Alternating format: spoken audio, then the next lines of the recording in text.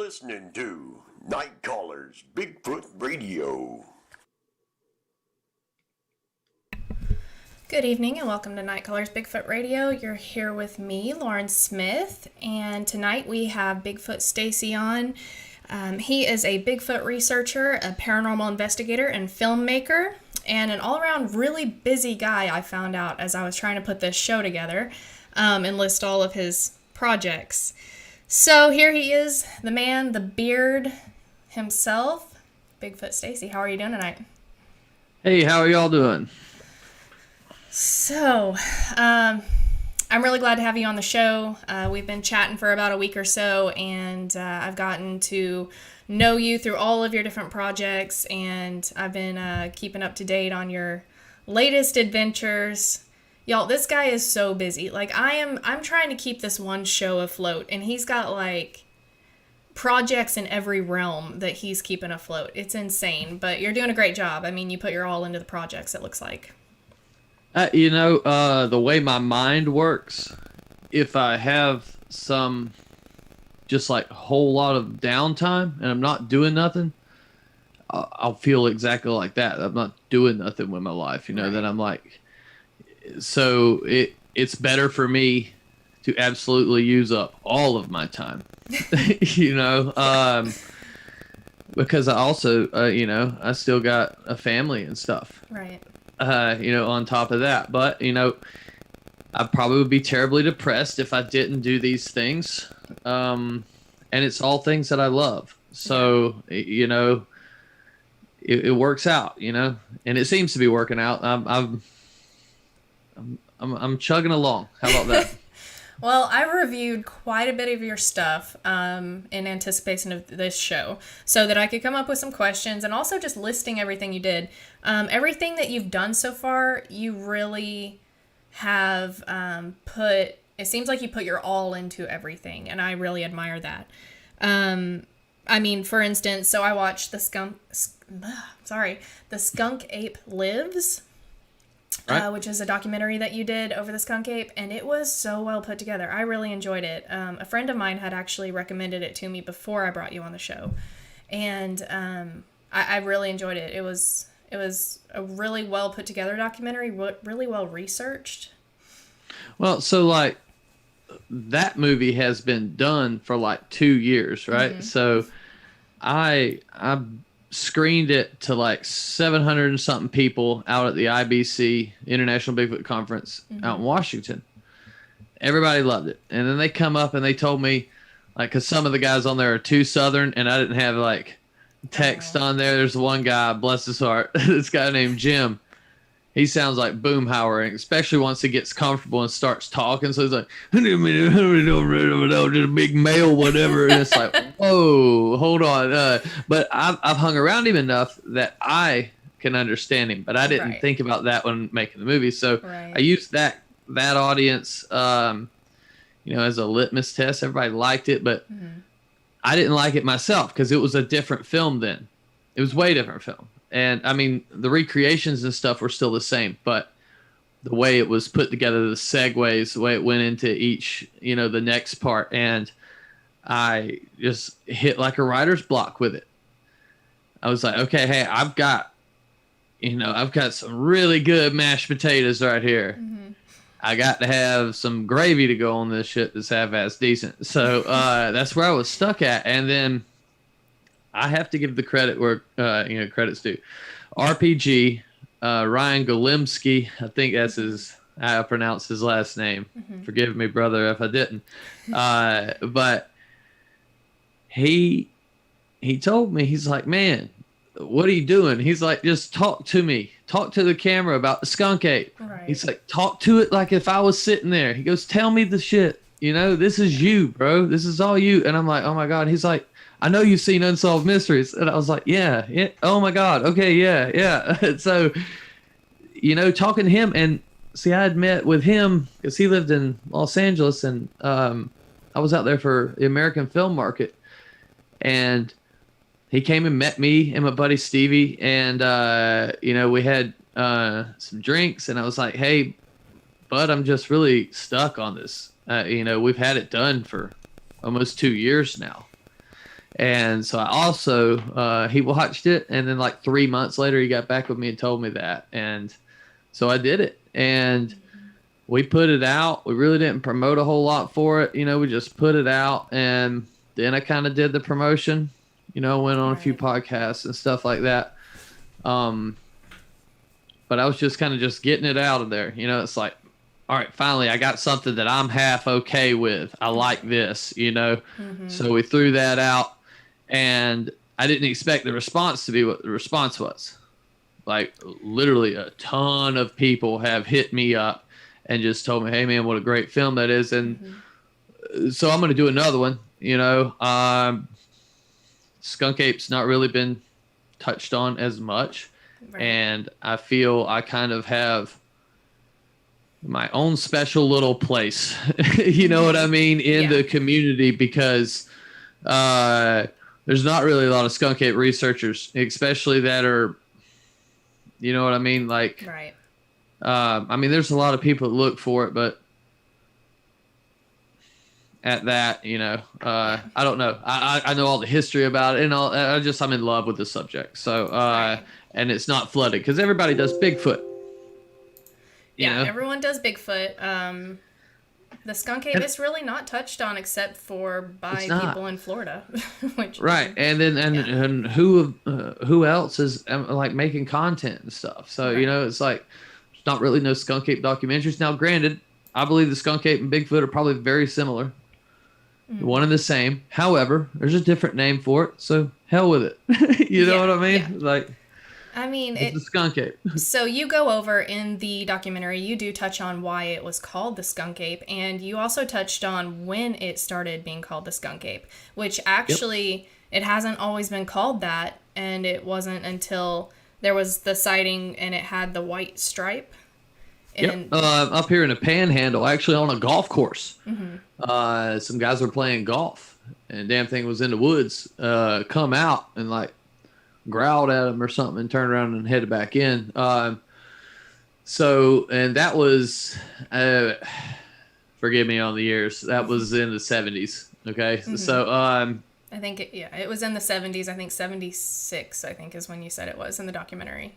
Something like that. But so the swamp ape is what it was called before. They would call it a booger or a wild man, but the Native Americans here, they called it, the mangrove people, because especially down in the southern part of the state is on the mangroves. I thought it was interesting that in the documentary you said that a lot of the natives, the Native Americans, and then just people from around there, I just thought it was really interesting how many times they called it the such and such people. Like there's quite a few different names to where they called them people because they were so human-like. Well, not only that, there was vast numbers of them. They were encountering, whole, like little tribes of them. So they were people, nowadays we're not getting those sightings. We don't really know because that's another thing. Like non-believers ask me, well, how was the one in Washington and down here in Florida at the same time? I'm like, no, brother. Yeah. There's multiples. I say that all the time. It's not fucking Waldo. We're not running around looking for Waldo. I always tell people it's not Santa Claus. He doesn't just appear and then reappear in Washington and then go to Florida. I tell them, there are various species. There's different, all different kinds. There's, a different breed in Florida than there's going to be even in Alabama or Georgia. So, I mean, I tell that people all the time, different sizes. I say that all the time. But in the documentary, you had touched on the something that I loved is the captivity stories, so the ones that were captured. Okay. Okay, so let me tell you my favorite story, and then we can talk about that. How about that? Okay, that works. My favorite story for the movie is the first one. Okay, the first thing, the text, forgive me, the text that comes across. It's like a 1838, I want to say. Some father and his son went into the swamp, okay, and they come across these massive tracks, right? So they go back home. Somehow or another, it gets out in the town that they've saw these huge tracks in the swamp. Basically from what I've been able to find is that it was the boy went running his mouth. Him and his daddy found giant tracks, in a nearby town. And so there was a party of hunters there. They went around and would sell pelts, things of that nature, but they trapped and everywhere. They just went around, trapped different animals, things like that. So they offered the man money to take him out so they could kill this thing. You really seen these tracks? Okay, hey, we're going to kill it. And reluctantly, the guy did it. I guess the guys were rough. You know what I mean? Maybe rougher than what he would want to go spend a week with. Right. Outlaw-looking guys. You got to figure it's 1830s. Trappers were probably, pretty scary-looking dudes. So he goes. They're not really finding anything until like the day before the last day. They find the original tracks. Mm-hmm. So they push further into the swamp. And so they're firing black powder rifles back then. Okay. So at night, you can't, if your powder sits in your gun overnight while you sleep, when you get up, shoot it in the morning, it's not going to fire. So what they would do is they would fire their weapons, and then in the morning they would repack them.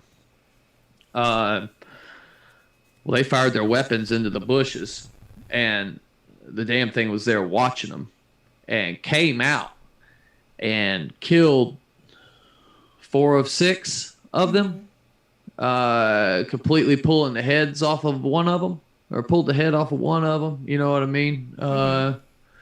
Just beat them to death. And they shot the thing and killed it. Like, they were shooting it as, he was attacking them. And they said as it sat there screaming, they heard another one in the swamp a little bit further away reply back.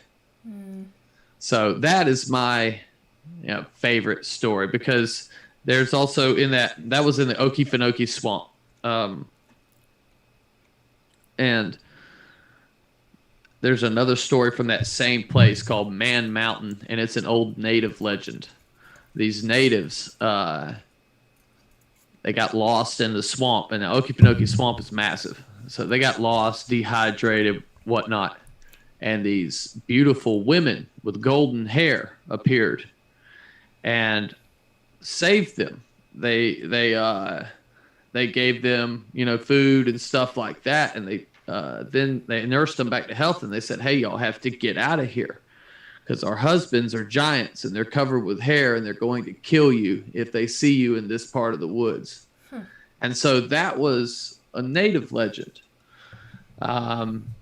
which however many years later, something actually did attack them in that swamp, So that's crazy. I always thought that was a really good one. But so for the captured one, sorry for rambling. No, that was, I love the lore surrounding these. That's some of my favorite things to tell non-believers or skeptics or anyone that's new asking about this. I'll let them know, there's a lot of lore on this. There's a lot of Native American stories and just pioneer stories and whatever about Bigfoot and Sasquatch that have these giants in them. So it kind of lends credence, like this is a historical fact that there were things or are things bigger than us out there. So, that's one of my favorite things to tell people, and that's a great story as well. The one I wanted to touch on, the capture, was the mental patient. The Ocheezy wild man. Okay, that's so crazy. This spot, the Ocheezy area, is better known as like the Rock Bluff area. Okay, this is a part of the state that's real hilly. Okay, like the highest elevation is in the state. I think it's like 240 feet. But it looks like you're in like the miniature mountains. Like if you're in, I guess like northern Georgia, and you have the mountains and stuff, the little hills, and it's kind of a miniature version. But this part's important. This is where the skunk with the stripe on his head. Okay, so this is where the name was coined. But also back then, so shortly after the Civil War, the Southerners located this, they found this lake. They settled the area, Ocheesee Pond, which is a big pond. I don't know why it's called a pond and not a lake. But they settled this area to get away from the carpetbaggers that were just steady streaming coming from the north. You know what I'm saying? So they trying to get out here, figuring nobody would follow them out there. Well, they got out there and the chickens started going missing. They were hearing these weird screams at night that were just terrifying everybody. And they could see this damn thing in the evenings heading across the lake, right? Or the pond. Okay. Excuse me. It's only like 5 feet deep all the way across, right? Right. So they would see this thing go out to the island. Well, depending on who you talk to, okay, they just got scared and decided to form a posse and went after it, or it tried to snatch one of the kids. Okay, so it depends on who you talk to in this area, right? And like the people are scarce. Like this is northern Florida. People don't want to talk to you to begin with, let alone about some shit that happened, after the Civil War. But so I like to go with the kid got snatched or tried to get snatched. It sounds cooler to me. That's what I roll with. But so apparently tries to snatch one of the kids. And so they form a posse. Either way, they form a posse, right? They're like, hey, we're going to catch this damn thing. And so they know where it sleeps because they see it going out there all the time. And they come at it from all sides on boats, and they catch the damn thing. And he doesn't fight them, right? And apparently they were going to shoot it. It looked human, and it was emaciated, looked hungry. He obviously was sick.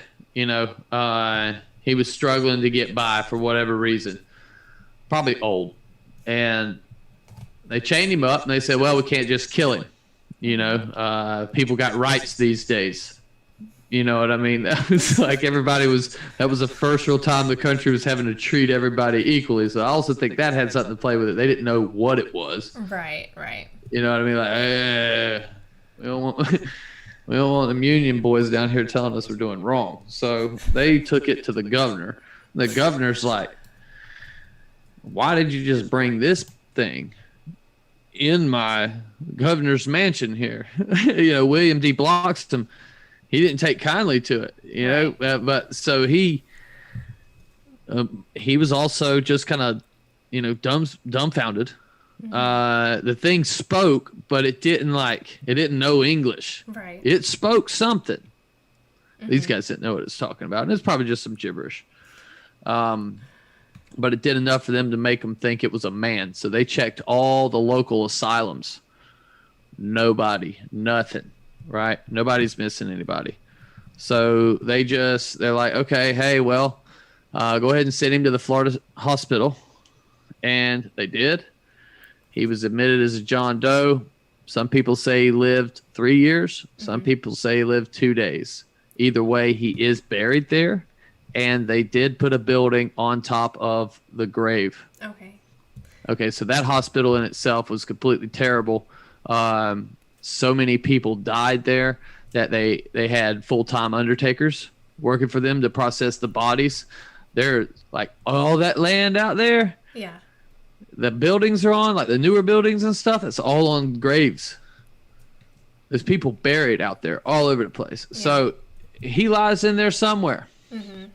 And our proof of the skunk ape does with it. I would love to get the records from that year. How many John Does can there be brought in there? You know what I'm saying? And it's like, it's a certain time of year all this went down, so...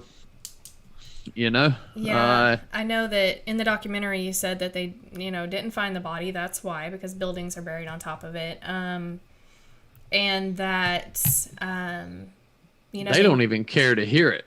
That there's a body, a possible. Yeah, they're like, oh, well, whatever, Bigfoot ain't real. We don't know where it's at. We got this crazy man wanting to break up some foundation in one of our places. I know. Maybe we just give him a room. It's crazy. I mean, that was a really good story, though.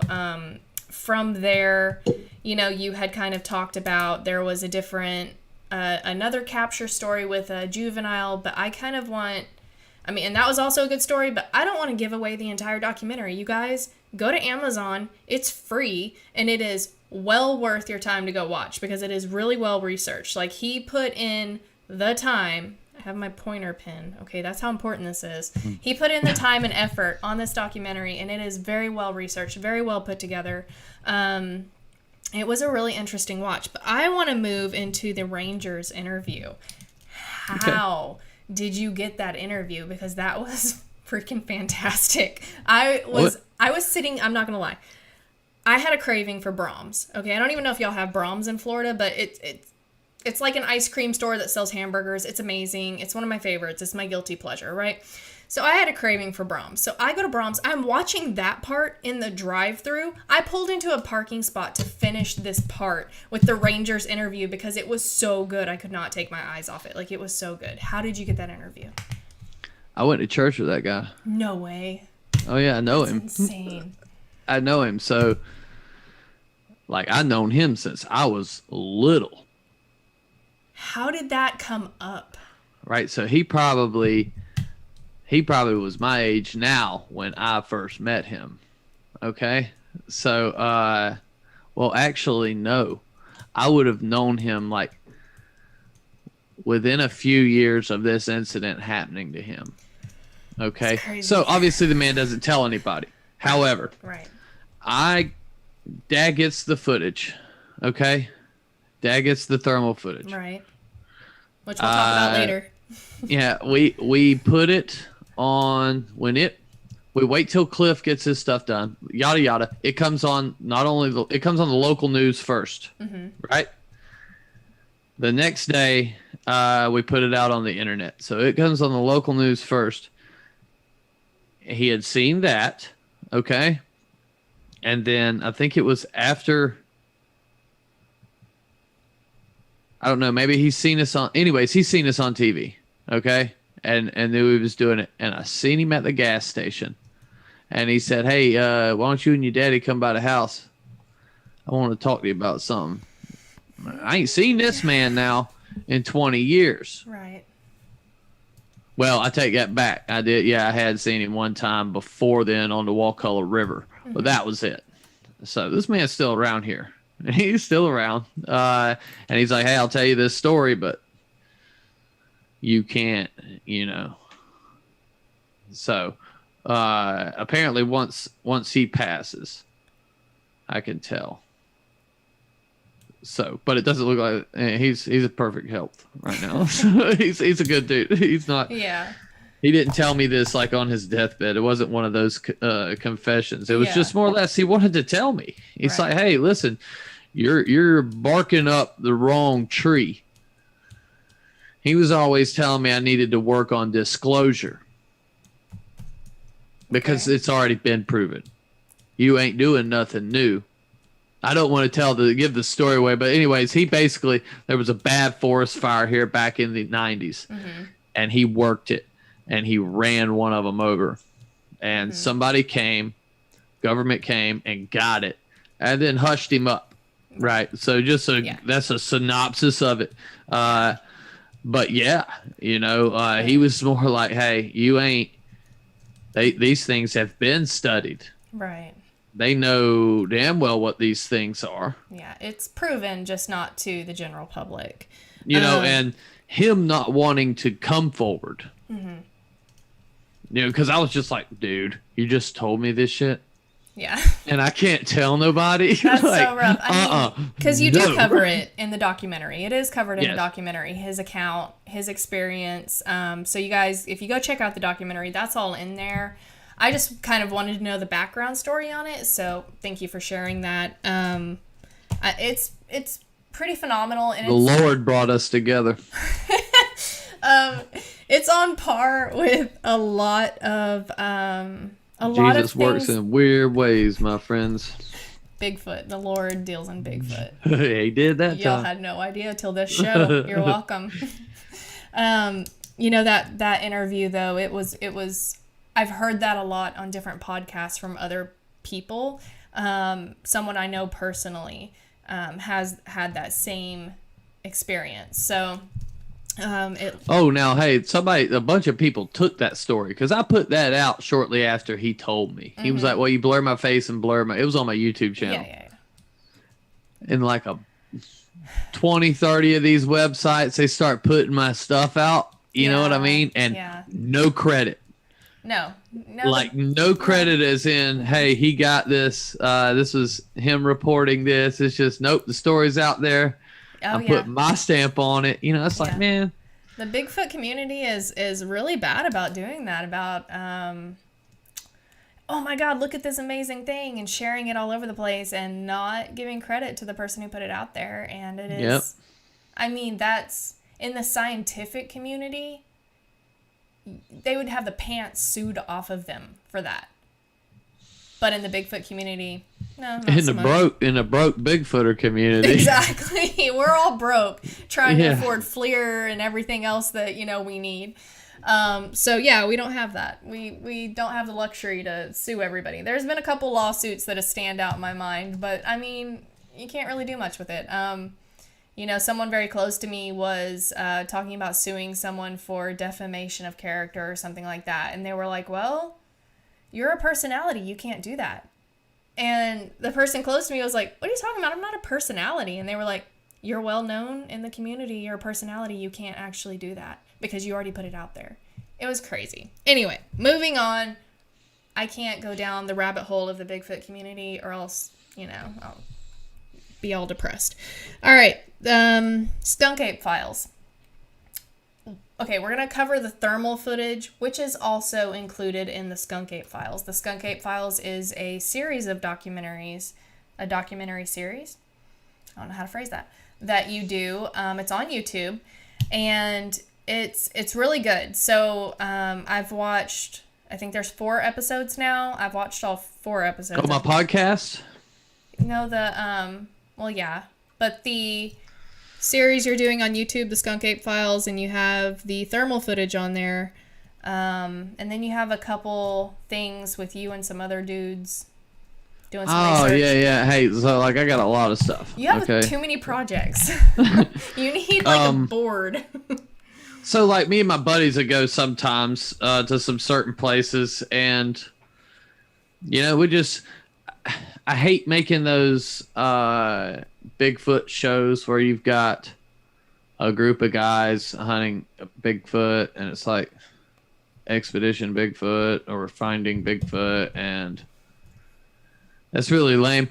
Unfortunately, so I don't do a lot of that, and I did do some filming, and I just put it out anyways. But I'm not really big into don't know how many of those would be.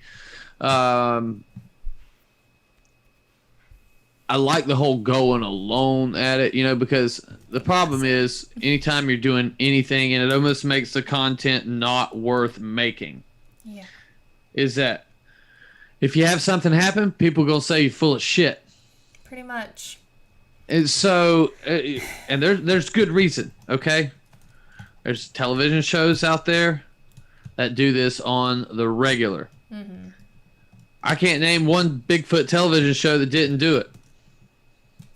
I'll be honest with you about that. That's true. I mean, just look it up. Finding Bigfoot was, that was legit. But I mean, they weren't setting themselves up to actually find a Bigfoot. Right. You know what I mean? They were making a TV show, and so then you go out there, and then that whole thing kind of spawned a bunch of people wanting to be on TV. Mm-hmm. Which, for you people, that is your goal. Careful what you wish for. Right? Yeah. I was on a stupid ass TV show about Bigfoot. I was on a game show. Yeah. The dumbest of all. Right? So it worked out for me. However, the show was stupid.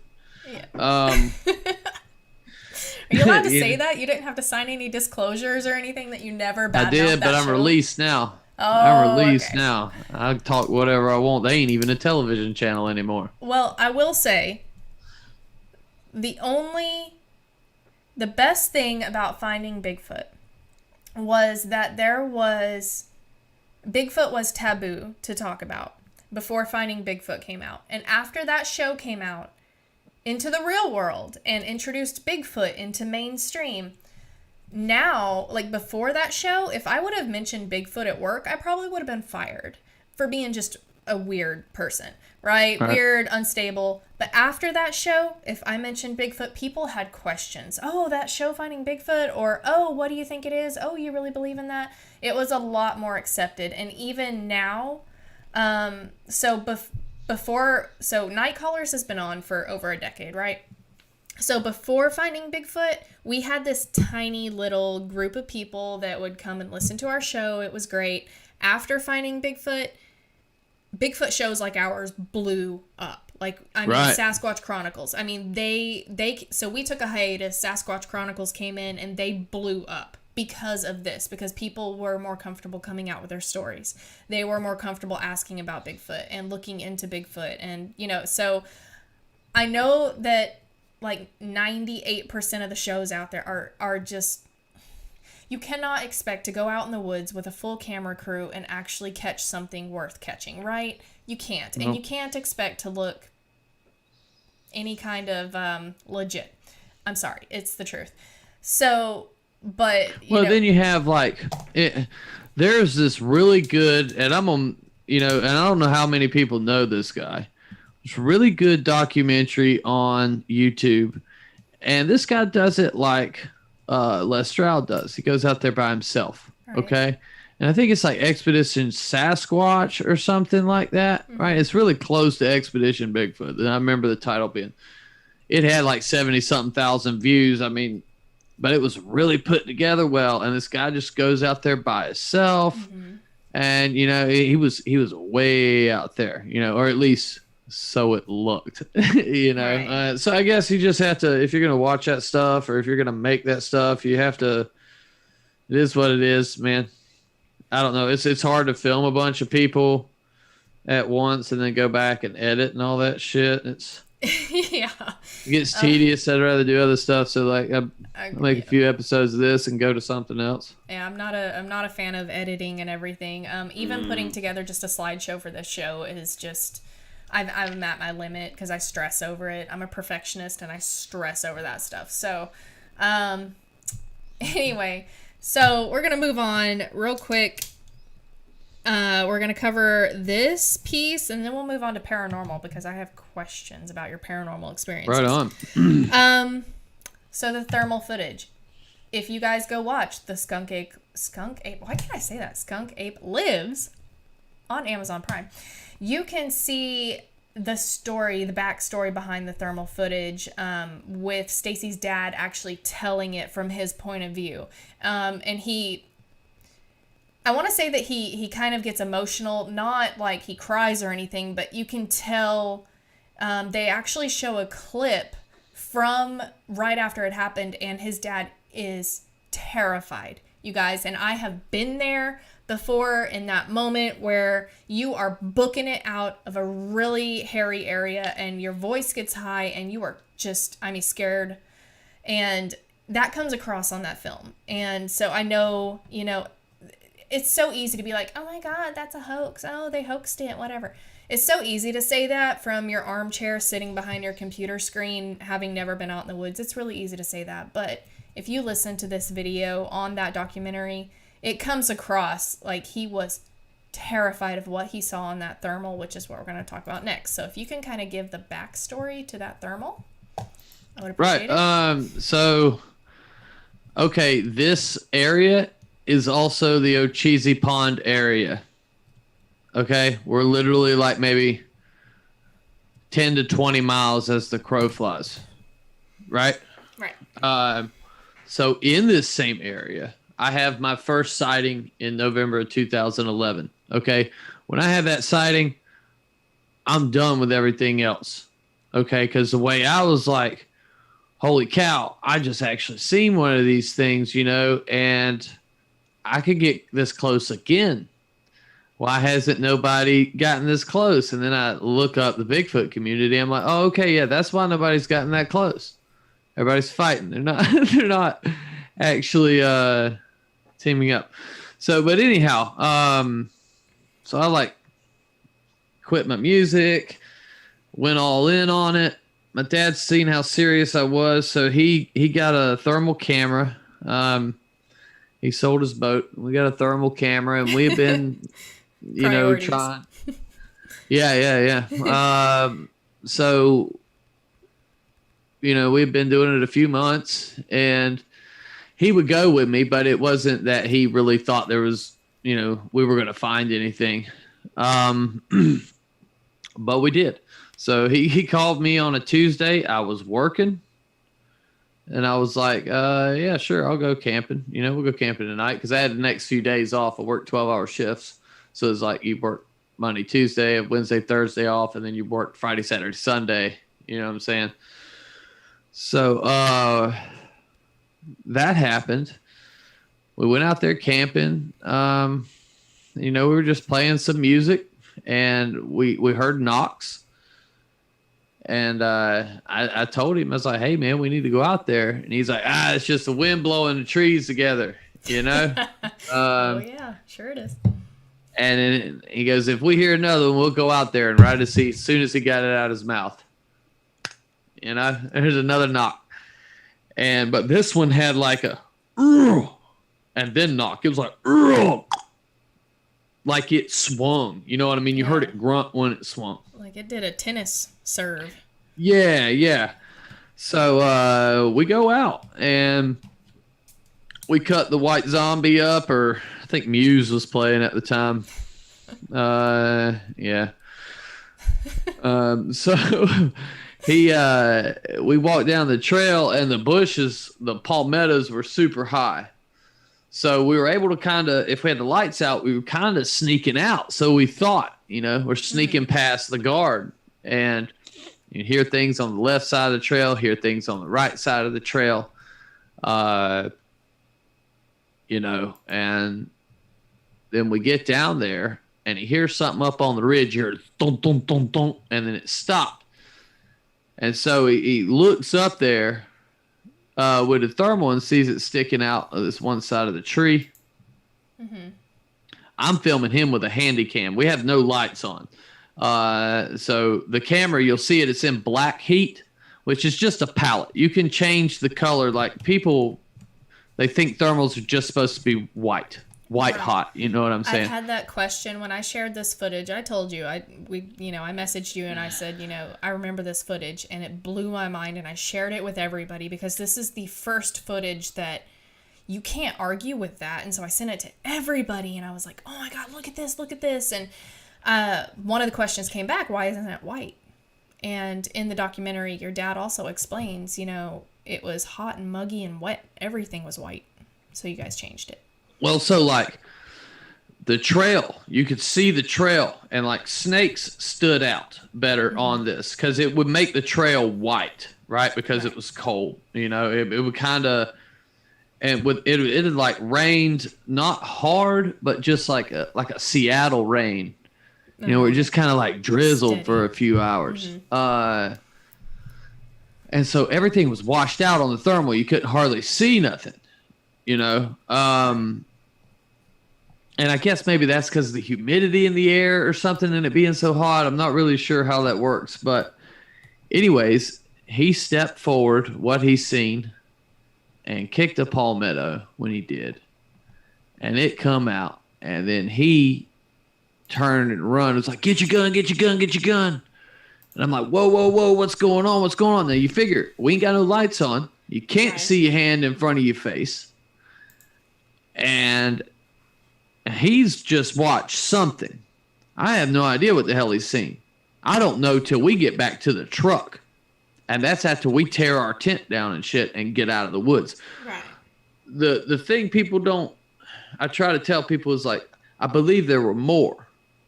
I think they were just around the creek like playing or something. I don't know, because like we would hear them still. We still heard them after that. We still heard shit running off in the bushes.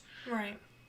And I'm assuming it was them, or more of them, or however you want to put that. I think maybe they were just moving up and down that creek, And, it was a hell of a time. Been back there, had activity.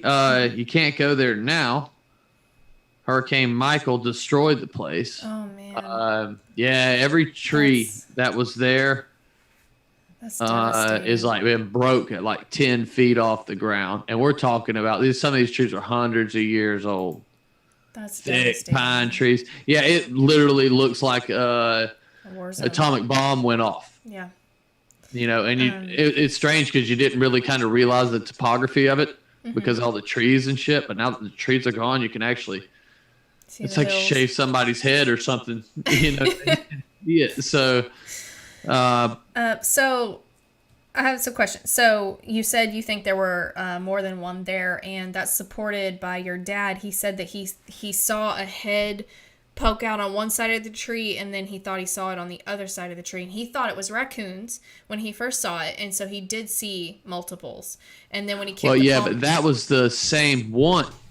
Okay, it was the same one peeking on either side of the tree. Well, no, he wasn't peeking. He was peeking on one side, but his arm was sticking off the other side. Okay, it was his arm. So the thing is this creature was wider than this tree, and this tree was 27 inches width. Right. So I could literally stand behind the tree, and you couldn't see me. Right. But when this thing, if it didn't move more to this side, if it just barely swayed this way, stuck out of the other side too. So it was kind of like hiding behind it. You know what I'm saying? Yeah. And I guess it was just sticking out because I don't know. I never thought about it. Maybe there was multiples. We always just thought because of the sheer size of it with the recreation next to Bobo, it was like, okay, yeah, that thing was sticking out of both sides of the tree, because that thing got Bobo like 1.5 feet. Oh, wow. Okay. They put that on Finding Bigfoot, and that was the one episode that Renee couldn't tell what it was. She said, I have no explanation. That was the first time. That was cool, though. So, hold on, I had a question. Nope, it escapes me. Oh, so what kind of FLIR was your dad using? He was using a Scout. A FLIR Scout. Okay. It was a T3200, I think, or something like that. It no longer works, and it will be going on display at the museum that Cliff owns. He put he has a whole piece there for the footage, and awesome. Got Pop's picture and everything up there, and so we're gonna put the thermal up there, because it doesn't work anymore. It's old, right? And so we're just gonna have it on display. People can see it. I think that'd be cool. Yeah, that's pretty cool. I mean, especially if it doesn't work. I mean, I know. So, how does your dad feel now? Because I know in the documentary he talks about how. I think he told y'all we got to go back to the truck for batteries or something. And he says when he gets back to the truck, he tells you, we don't need any batteries. I saw something, and he was obviously freaked out. Did it bother you how freaked out he was?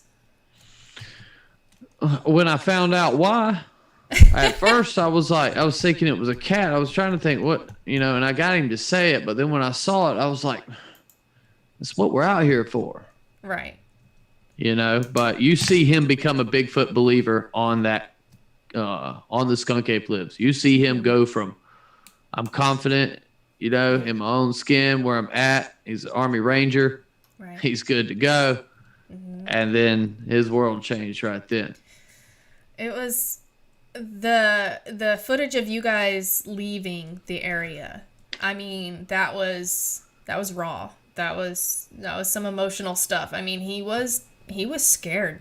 Like it rocked his world. He was ready to get out of there, and then he went back to the truck with you and kind of sat there like, what did I just see? I mean, you could tell it. Yeah. It rocked his world for sure.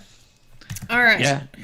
So thank you for sharing the backstory on that footage. I mean, I know there are a lot of people that have seen it and have wanted to know If you want to hear that backstory in his dad's own words, go watch that video on Amazon Prime, you guys. It's really, really good. Okay, let's I did want to ask, hold on, wait. Oh, I was going to move on to paranormal, but I have one more question. Okay. Okay, I have more than one question, but I'm gonna limit it to one question. I told you I had a lot of questions. You had another encounter, which you mention in your Skunk Ape files, and it's where you're sitting in a deer blind with a friend, and there is something growling. Can you tell me about that experience? Okay, so I'll tell you as much as I can about that experience. Okay. Some parts I cannot tell about that. Okay. So we were with some guy, and he had this new bait method, and he put us on the back of this orange grove where this thing was repeatedly seen. Okay, like repeatedly seen. It was getting to where the farmers wouldn't go back there anymore. So this guy come in, did his whole baiting method, left us in a blind, and we were watching this certain area. We did have weapons, okay? You got to figure for a minute there, I was trying to harvest one. Mm-hmm. Okay, it is what it is. I know people are against it, but that's what I did. I no longer believe that's even a possibility. Right. So I do not do that anymore. But we were on a harvest mission, okay? It was extremely cold. Like at about 3 o'clock in the morning, it got cold. And then all of a sudden, here's this loud ass growl. And I got my head, me and my buddy are sleeping in shifts. I got my head in my lap and I hear it. I'm like, oh my God. And he's like, Stacy. And I was like, bro, that's a fucking Bengal tiger, cuz. That was the only thing I could think, right? And it's moving up and down in the palmettos now, and it ain't making no sound. And we, to stay warm in this deer blind, we had built a small fire. Small fire. I mean, could put it in your hand, right? Yeah. Small fire. And it got so scared because I swear to you, I thought this was a tiger. Mm-hmm. Like, I ain't lying. Ringling is in the area, okay? And I don't know if they caught him, but like a year and a half after this, 3 tigers actually got out and were on the loose for a while. Okay, so with Ringling being in the area, I legitimately thought this is a tiger. So we turn on the light, and our blind is billowing out smoke because I've had this damn little fire going, and it's filled the thing with smoke, and we just didn't notice it because we were sitting in the dark. Mm-hmm. Right? And so we're like, oh my God, now we've got the smoke stirred up, and we're in this like, holy cow, heightened sense. And it's like, all right, dude, we got to get out of here because this thing is like pacing back and forth, growling, pacing, and it sees the blind. It knows the blind. What I'm assuming has happened is this thing came up to the bait that the guy had and seen us and was like, all right, hey, listen, that's not supposed to be there. Mm-hmm. What is that? So it was just like kind of pacing back and forth, growling, and we were terrified. We tore out of that damn thing, back to back, our weapons up and ready, just waiting. We were standing in the middle of this cleared out area. I'm like, all right, hey, it's got to come to us. Okay, so we'll see it. I can get off a few rounds before this thing gets to us, because I at this time I thought it was a tiger. Yeah. It wasn't no tiger. This went on for probably 4 hours. This went on till daylight, and sure enough, right at daylight, that man pulled back up, and it was the happiest I'd ever been to see, him. But, this thing growled at us for a while, and then another one, after a few hours, another one came up on the opposite side of the clearing. Yes, that's what I was going to address. And it crossed to the other one, and it crossed without us seeing it, Like, I don't know how that happened, but it did cross it without us seeing it because we heard it, but we couldn't see it. And it couldn't have been 30, 40 yards away from us because we wanted to make a fairly close shot. Yeah. But, like I said, my whole beliefs and everything has changed on this creature since I've started. So on back that then, video, yes, I was trying to harvest one. On that video, you do share.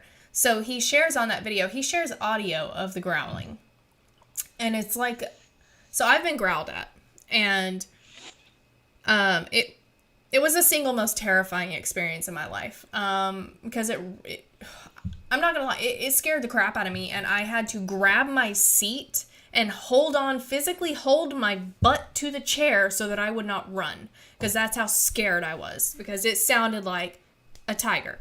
I just remember it sounded just so deep and like a barrel chest, and it was just, it rattled my heart. Like I could feel it. It vibrated me. It was terrifying. And so on the video, Stacy actually said, like, it's just audio, I believe.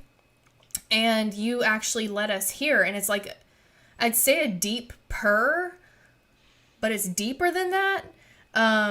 My mom was on the porch with me whenever my growl happened, and I remember telling her, "Mom, do you hear that? Mom, do you hear that, Mom?"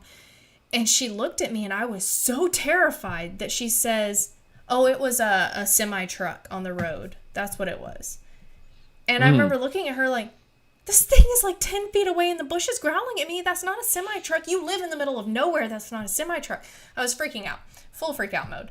But later on, I talked to her, and she said, "Yeah, I did hear it growling. You were so scared, I didn't know what to do. So I lied to you. Told you it was a semi-truck because that's what it kind of sounded like, but way closer." So that's how deep it was, that rumble. And I'm right. On the documentary, or on the video, you guys, so you play that, and you're like, I don't know if you can hear that. And in the background, you hear this just, but like faster. It's like a deep purr. I mean, it's scary, but it's deeper than that. Like, it's deeper than that. It comes across deeper on the audio. It was a live moment right there. I know that.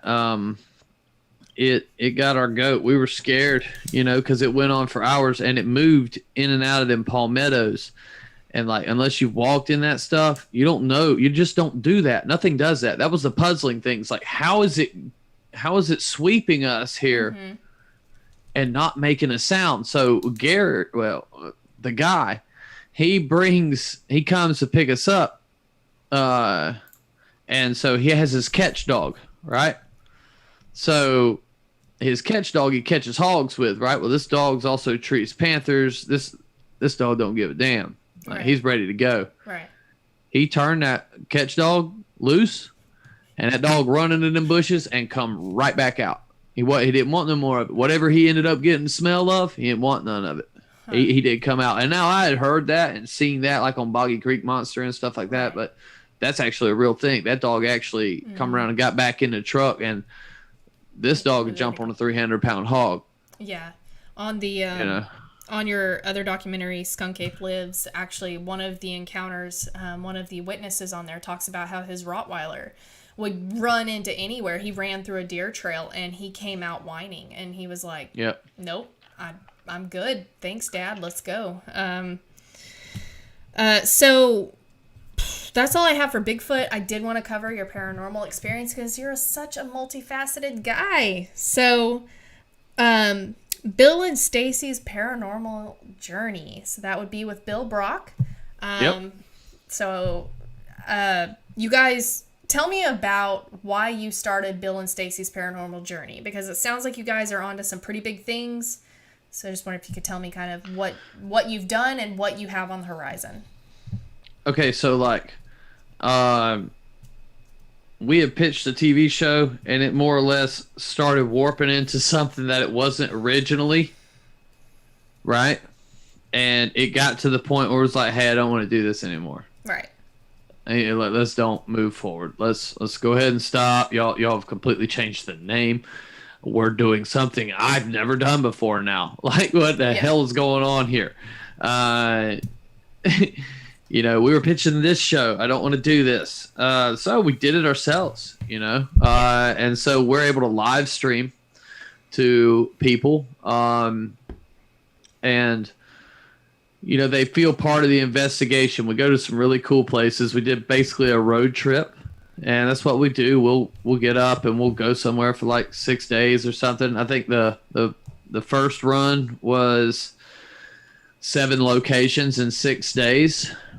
We went to the Conjuring House. We went to Hillview Manor. We went to Wildwood Sanatorium. We looked for the Mothman. We went to Salt Fork State Park. I mean, we went all kinds of places in the 7 days or 6 days. And you guys are busy. Yeah, we just live stream it, and you know, the people love it. They ask things, and so like when we'll do our spirit box sessions and stuff, unlike like Ghost Adventures or something like that, where you're hearing everything. You know, like we'll put a mic inside the headphones so you can hear what I'm hearing. So and then you can help me pick out the words. Yes, that was my favorite thing. So I don't know if you've seen Hellier. It's really good. I loved it. But in Hellier,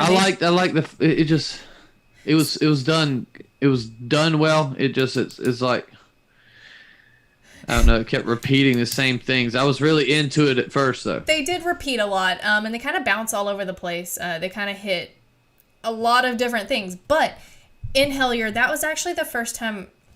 So I'm new, not new. I am, what's the word?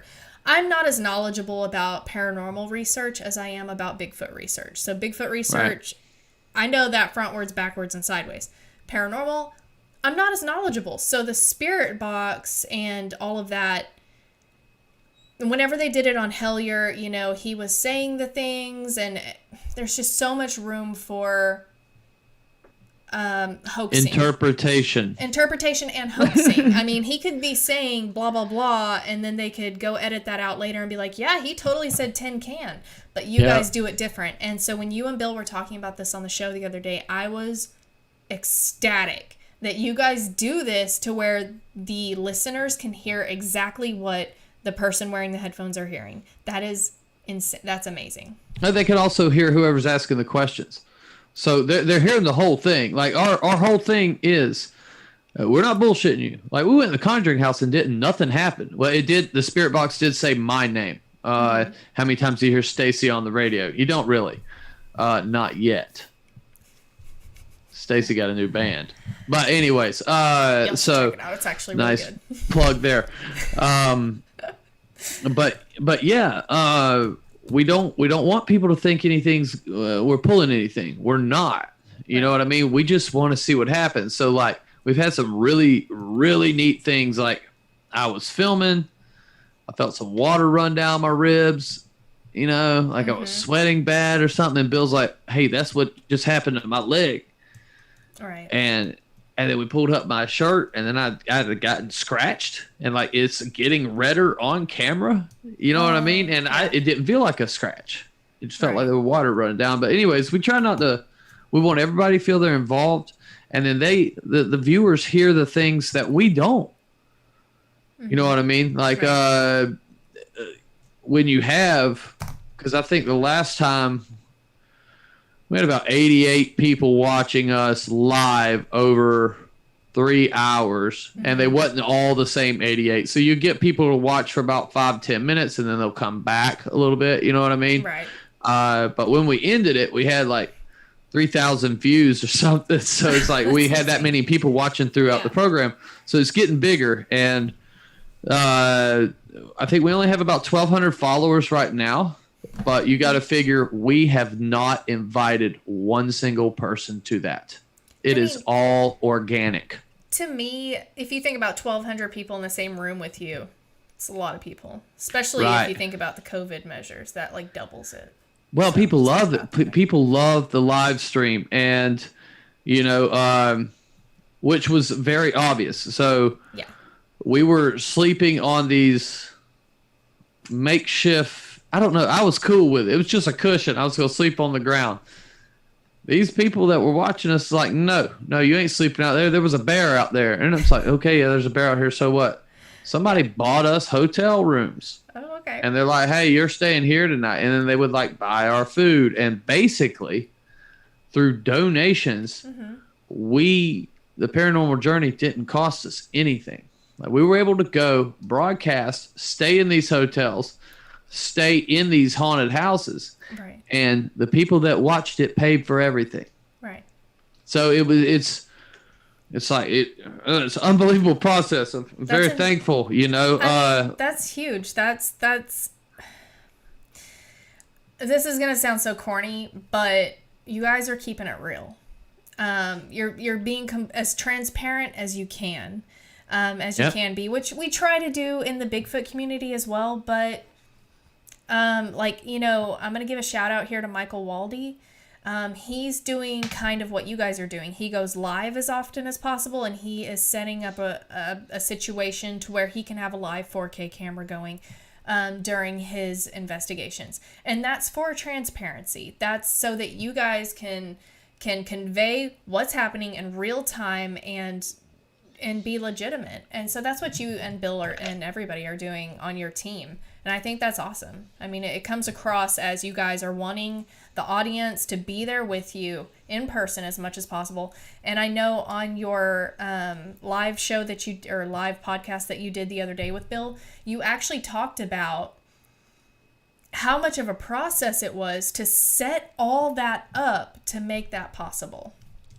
Yes. Well, we got hired by the Dark Zone TV to do a live stream for them. They did a Lizzie Borden event, and we had to turn Lizzie Borden's house, the murder house, into Big Brother, more or less. So there's cameras set up everywhere. We're doing interviews for 8 hours a day and then investigating, you know, or sleeping on camera, you know, the whole 9 yards. I don't know how you did that. I don't know how you did. I mean, you're a guy. So I'm guessing you fell asleep within probably 2 seconds of your head hitting the pillow because I was so tired. Are able to do that. But how? First of all, sleeping in that house. No, I would have been so ecstatic I wouldn't have been able to go to sleep. Second, sleeping while being filmed. That's just, I just don't think I could do it. It was an experience. It was exhausting. So you figure I'm getting 4 hours of sleep a night. Right.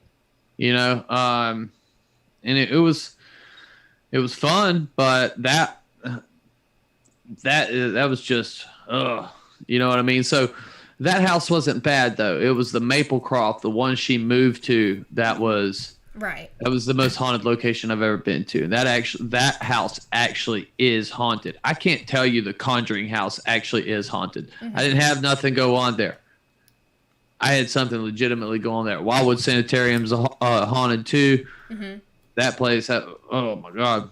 We did some Aleister Crowley chant thing in Point Pleasant and had all of our equipment pulsating in unison. And this doesn't happen. They all read different things and they're all pulsating. Like the spirit boxes, you can hear it pulsating, and the K2 meters pulsating, and then the REM pods pulsating all at the same time after trying to open a portal. We didn't see a portal open. But however, when we got to Wildwood Sanitarium the next night on the spirit box, we hear a child's voice say, "Close the portal." That's creepy. Yes. You know what I mean? And so the people hear this too. Like, I'm not lying. Yeah. You know, the 300 people that were watching us at first, you know, and that's how it started. Like, we started with like the first night we had like 40 people watching us. And then the next night it just like exponentially change. And then the last time when we did it at the Maplecroft, we had like 3,000 people tune into our live event. And that's what we want. We want to do a show where we can include everybody. We do what the hell we want to. I can talk and say whatever I want. My stories are pretty funny. I rub wallpaper, you know, and if we can keep having like a larger audience, that building, we're seeing an upward trend right now. So if it continues to build, we'll continue to do it. You know, we are thinking about going to the Shining Hotel, the Stanley Hotel in Colorado. We're thinking about trying to do that. We've got a bunch of cool stuff on the line. And, you know, everybody we're meeting, it's just like, it's almost like it's meant to be, because it's like we're just meeting this person, you know, and it's just. I mean, would you say it's synchronicity? Yeah, I'd say about 40 times if I made a 5-part documentary and put it on Amazon. Oh my God. That was the one thing they kept going over that. And don't get me wrong, I loved that. I couldn't make it to the second one because it was the same thing. I mean, but I really enjoyed that show, but it was shot well. It was edited well. It was just like, holy cow, you could have dialed down about 39 synchronicities out of that thing. So a friend of mine, we actually had one complaint, guys. We had a game where every time they said synchronicity, you take a shot. It got to the point where you don't actually do that because you'll die. Because yes, it's a lot. Yes. Anyway, so what would you say? So the scariest paranormal encounter you had, was it the one where you had the scratches? No, I wasn't scared then. What is wrong with you? I would be terrified. Like, I'm already planning. Like, if I ever I was like, bro, did I scratch myself and I don't remember? You know, I start playing it like, this shit ain't just happened to me.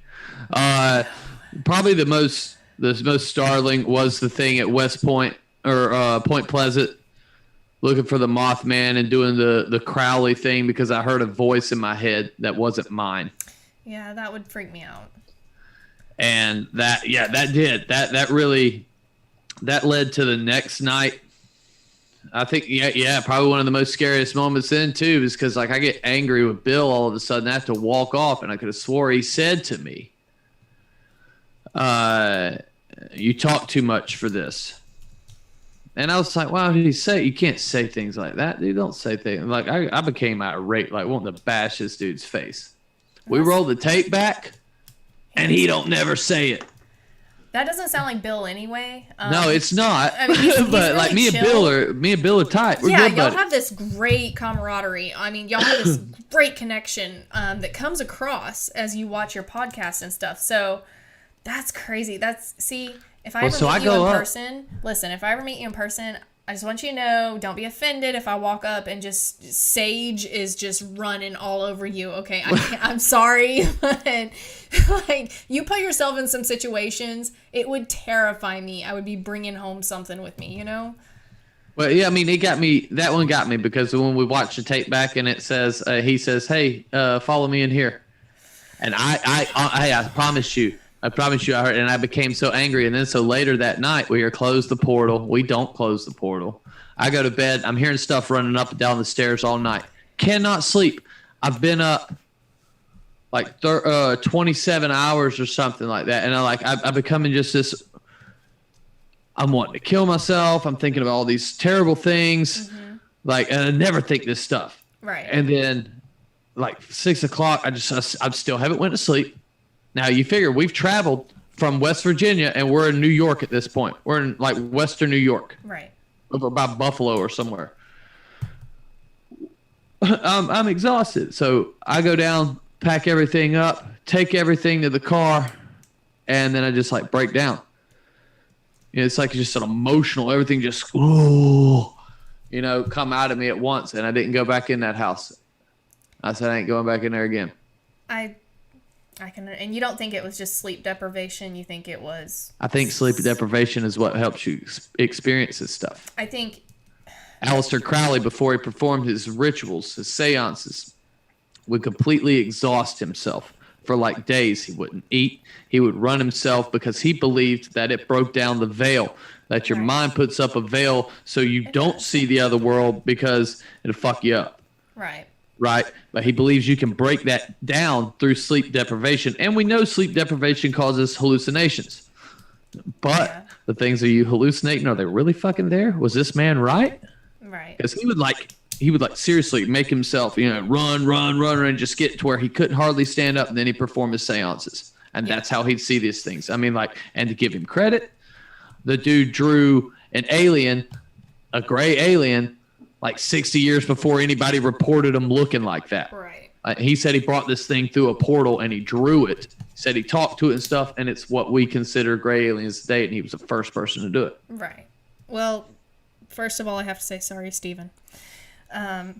Second, I have to say, so I suffer from, we'll call it sleep paralysis, but I call BS on that because I have been attacked my entire life by things in my sleep, and it happens most when I am sleep deprived. So I can actually support that. That I feel like you do have walls up. Your subconscious, is just, we're not going to go into the whole psych thing, but I support that completely. So I just wanted to ask some questions from the chat real quick, and this might go back to some Bigfoot stuff and then go back into the paranormal stuff, but they have been very patient, and I'm sorry, I should have asked it earlier. Okay, does Stacy have many Mayaka stories? I have a ton. A ton. So that's a whole nother podcast. Yeah, that's a whole nother documentary that's being put together right now. Okay, cool. So y'all stay So tuned. we're going to just leave that alone, but hey, like seriously, the thing I'm working on right now. Yeah. Mayaka stories. Did I You're say that gonna right? enjoy it. Am I saying that right? Miyaka. Okay. All right. Depends. But hey, I promise you, I'll have something out soon. That's gonna be a preview for that, and can't go wrong with this. These stories are great. Okay, awesome. So y'all stay tuned for that. Southside wants to know, how many different species of skunk ape do you think there are? Okay, I think there's only one species of skunk ape. Okay. However, I do think it is a subspecies of whatever we know as Bigfoot. So I think it's like the difference between a panther and a cougar. They're basically the same thing. We just have slight differences in size and things of that nature, but basically the same creature. The smell, the swamp. Okay, like I'm gonna be honest with you, except for places like Louisiana, you don't have these swamps, and even Louisiana swamp's different here. Right. There ain't nowhere in the country like Florida swamp. It's a hot, muggy place, and if you stay there long enough, I don't care who you are, will smell like a skunk ape yourself. Okay. Also about Mayaka, do you ever get to Mayaka? Oh yeah, I have a lot of friends in Mayaka, and I plan on going down there next month. But yeah, I've done a lot in Mayaka. Like I went down there and had an encounter right after that footage was caught by Michael Falconer. An encounter with like 6 people. Right. You know what I mean? Yeah, it was pretty legit. So. Okay. All right. You and I kind of touched on this when we were chatting about research methods and stuff like that. And so Spencer Jameson, shout out to Spency Poo.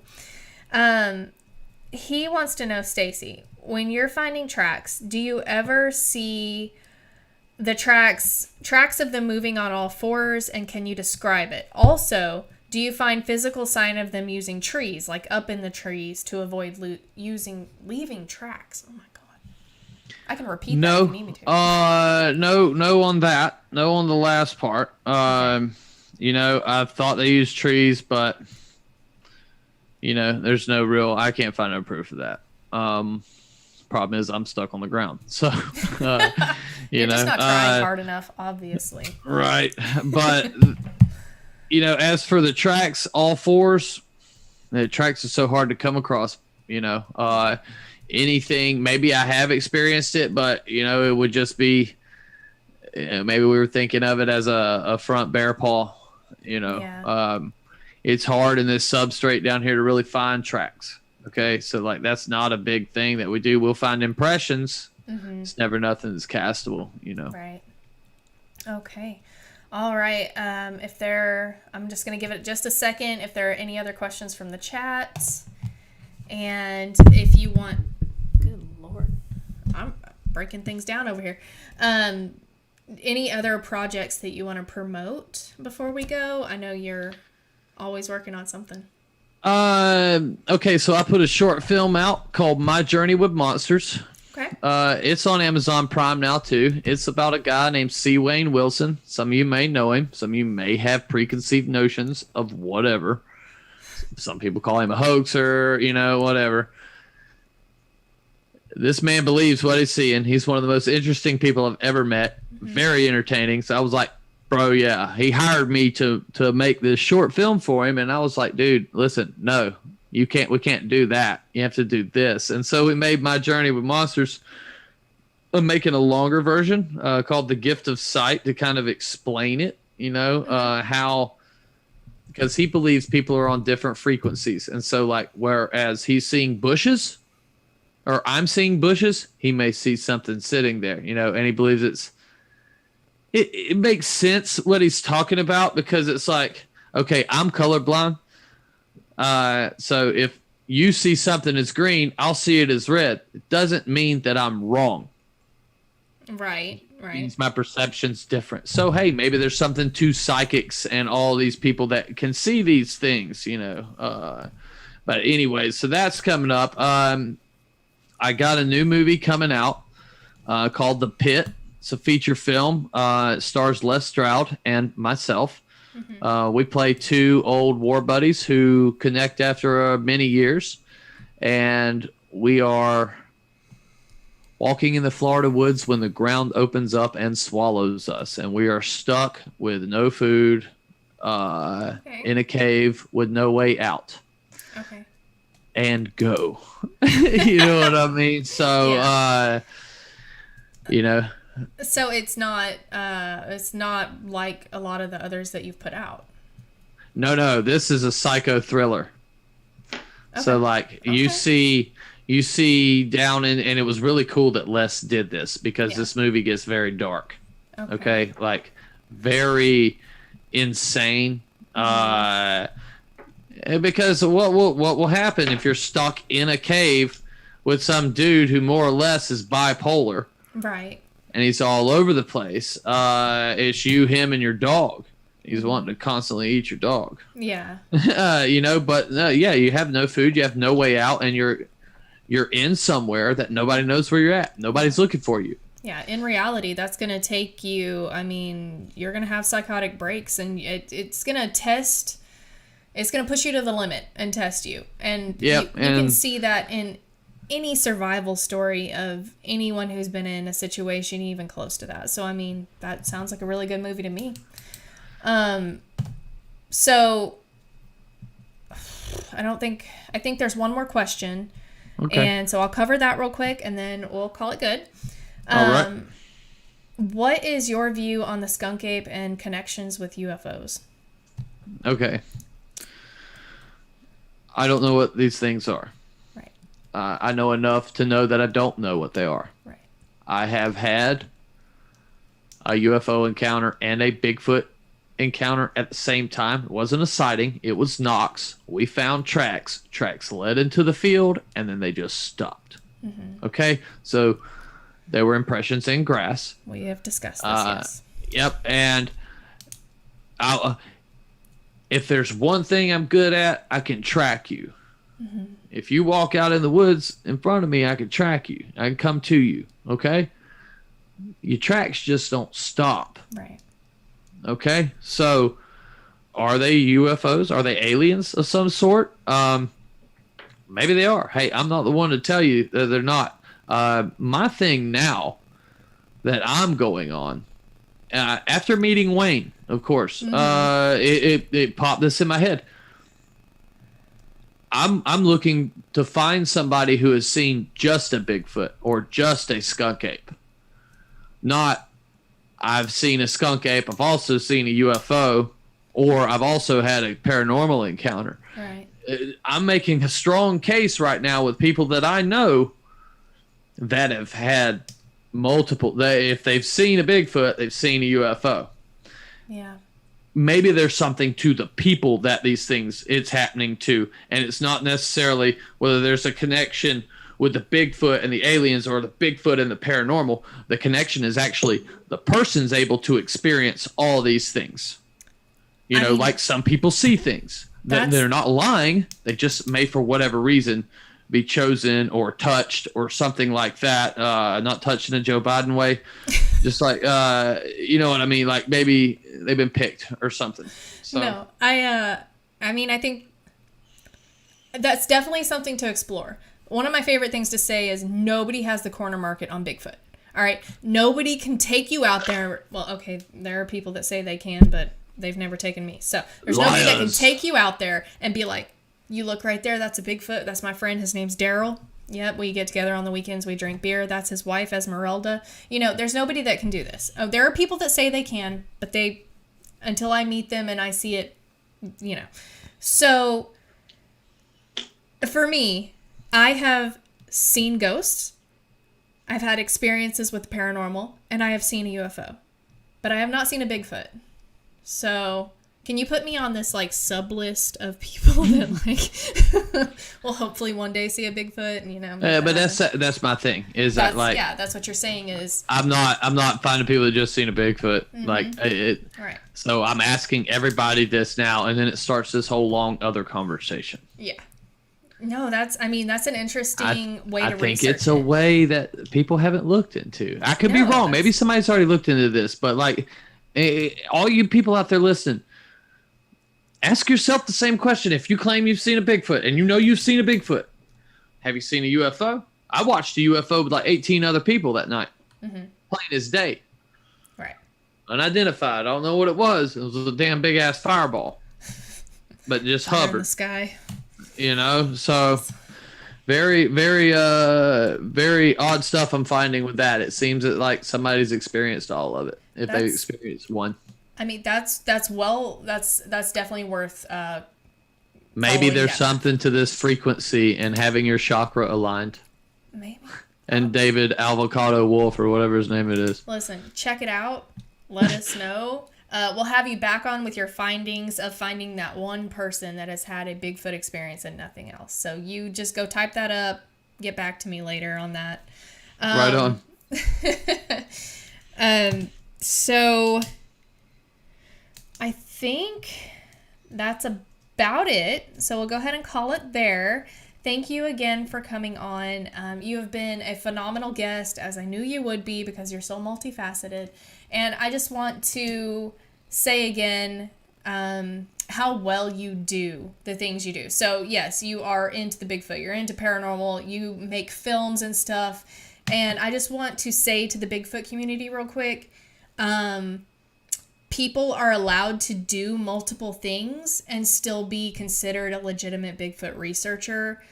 So, they can research Bigfoot and be in movies and also crochet and still be a legitimate Bigfoot researcher. So I just want to throw that out there because it seems God forbid somebody have hobbies or other things besides Bigfoot. It's just the Bigfoot community. We're so ready to just jump on one person and call them, whatever for not being 100% only Bigfoot. And, there are a lot of us who are into other things as well as Bigfoot. Because when you're into Bigfoot, you're into something weird, right? So you can be into other weird things, or you can be an actor and still be a legitimate Bigfoot researcher or whatever. So I just want to throw that out there. That's my little rant just for this. And I just want to say thank you again for coming on, Stacy. You have been a great guest, as I knew you would be. You guys, I just want to go over real quick after we get done with Stacy here. I'm going to go over a few things and then we'll call the show. But you guys go check out Stacy's different projects. He has about 1 million of them because he's just a really busy guy. I don't know how he does it. I don't know how you do it. Red Bull? Gives you wings. Monster. All right. Well, thank you for coming on, Stacy, and good luck with all your projects, man. All right. Thank you for having me. Absolutely. Have a good night. You too. Bye-bye. Bye. All right, so real quick, I want to go over the upcoming events, everybody. So if you have an upcoming event that you don't see right here on the board, I want y'all to just reach out to me on Facebook or whatever, and I'll cover that real quick, put it up here for you. But as you can see, we have the Ouachita Bigfoot Festival and Conference coming up in Mena, Arkansas, the Boggy Creek Festival, Texas Bigfoot Conference. That's a good one, you guys. I will be there. I will be at that one. Really excited to go. The 2020 Fouke Monster Halloween Bash at Smith Park in Fouke, Arkansas, hosted by Keith Crabtree, Night Callers Bigfoot Radio, William Lunsford, and Squatch Dogs. Hope to see you all there. So that one is going to be We're going to kind of get together. We're going to just we're going to have trick-or-treating for the kids, a piñata, just all kinds of fun stuff. There will be vendors set up. There will be a food vendor there as well. We'll just all kind of camp out and hang out. If you are on the east side of the Mississippi and you can't make the Fouke camp out, there's the Beast of LBL meet and greet. That's going to be at the Land Between the Lakes. It is the same weekend. Both of those are on Halloween weekend, October 30th through November 1st. So go check those out. And then we have the Boggy Bottom Bigfoot Conference in Colgate, Oklahoma. That one is November 7th.